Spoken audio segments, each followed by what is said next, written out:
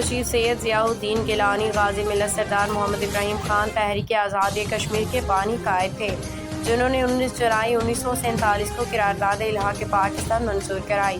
24 اکتوبر 1947 کو آزاد کشمیر کی حکومت قائم کی۔ آپ 22 اپریل 1915 کو راولاکوٹ میں پیدا ہوئے۔ اعلیٰ تعلیم برطانیہ سے حاصل کی، واپسی پہ ڈوگرا حکومت میں پروسیکیوٹر تعینات ہوئے، مگر تحریک آزادی کے لیے استعفیٰ دیا۔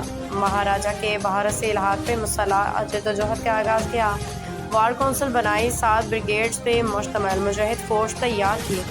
آزاد کشمیر کا پہلا صدر منتخب ہوئے اور مظفر آباد کو دارالحکومت بنایا۔ سیاسی عسکری عدالتی نظام قائم کیا۔ آپ کی برسی ہر سال عقیدت سے منائی جاتی ہے۔